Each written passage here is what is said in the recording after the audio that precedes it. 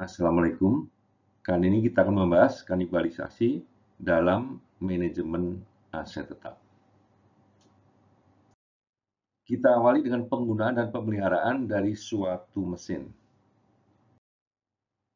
Nah, mesin di lapangan tidak selalu fit untuk berproduksi atau beroperasi, sementara ketersediaan suku cadang juga tidak selalu ada dan target produksi atau operasi tidak boleh diganggu.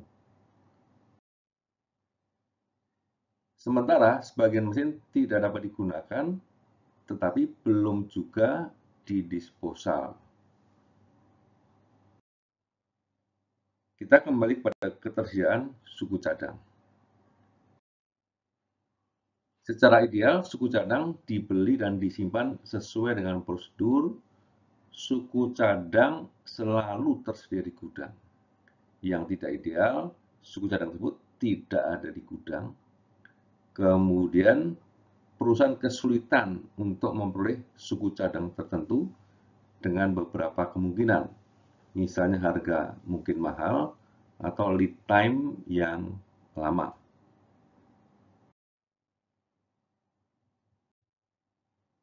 Untuk umur mesin dan emergensi.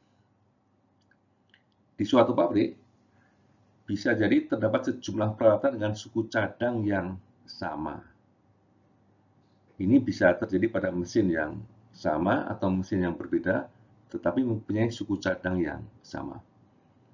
Sementara itu, tidak semua mesin beroperasi dalam kondisi dan kapasitas yang sama. Jadi, ada yang beroperasi dan ada sebagian yang tidak fit atau rusak.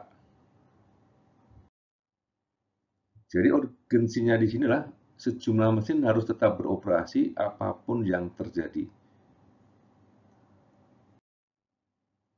Untuk kecepatan dan harga. Nah, salah satu cara terbaik atau tercepat adalah kanibalisasi. Jadi perbaikan atas kerusakan segera dilakukan. Kita bisa menggunakan suku cadang yang terpasang pada mesin lain. Ini yang kita sebut dengan kanibalisasi.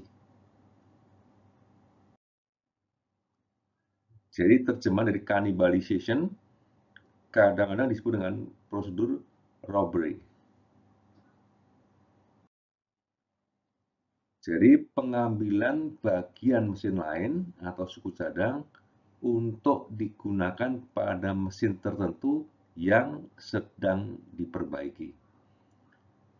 Nah, di sini ada dua kemungkinan kita melakukan kanibalisasi.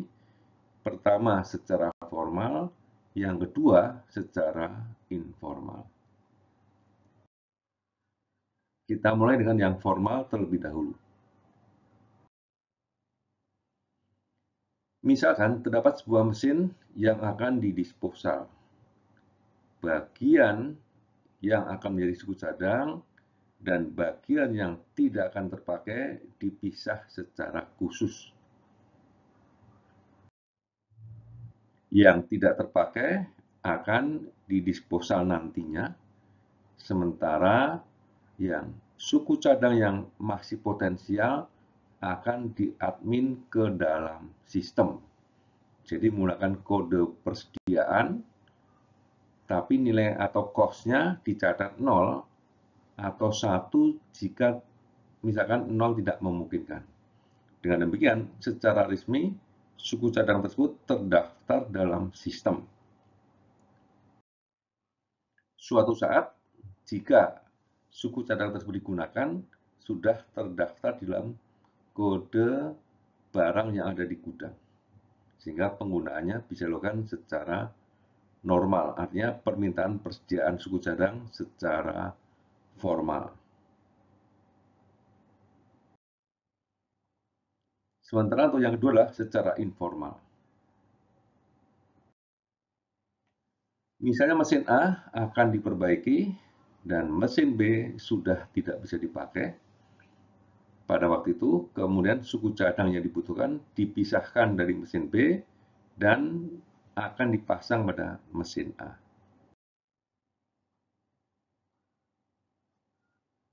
Maksimum yang diadministrasikan adalah cerita tentang pengambilan suku cadangnya, tapi tidak melalui jalur kode persediaan, sehingga tidak mampir ke dalam sistem persediaan. Ini yang kita sebut dengan secara informal atau off balance sheet, saya menyebutnya di sini, karena tidak mampir ke dalam sistem persediaan perusahaan. Jadi ada dua ya, formal atau informal. On balance sheet masuk sistem dulu, atau off balance sheet tidak sempat masuk sistem pencatatan persediaan. Plus minus dari sistem ini ada dua. Jadi kalau formal itu tertib, tetapi lebih lama. Informal lebih cepat, tetapi kurang terlacak aktivitasnya tersebut. Kita lihat kanibalisasi dalam kondisi emergensi. Misalkan pesawat A sedang rusak dan masuk bengkel. Mempunyai tenggat waktu tertentu untuk diperbaiki supaya siap terbang pada waktu yang dijadwalkan. Pesawat A itu membutuhkan sebuah suku cadang yang ada di pesawat yang lain. Kita sebut dengan pesawat B. Pesawat B ini berada pada bengkel yang sama. Maka pesawat B bisa bertindak sebagai donor dan diambil suku cadang terkait untuk dipasangkan dalam perbaikan pesawat A. Sehingga pesawat A ini siap untuk terbang kembali sesuai dengan jadwalnya. Jadi pengambilan suku cadang di pesawat B bersifat sementara. Hanya untuk membuat pesawat A bisa terbang kembali. Nah, walaupun demikian, prosedur ini bersifat resmi. Prosedur kanibalisasi semacam ini disebut juga dengan robbery. Dengan demikian, pesawat B sudah tidak mempunyai suku cadang X tersebut.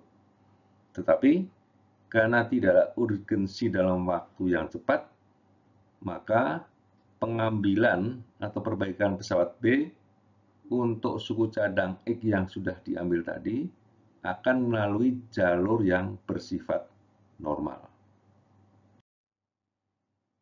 Jadi akan diambil dari gudang seperti biasa, dipasangkan ke pesawat B dalam waktu tertentu, sehingga pesawat B siap terbang.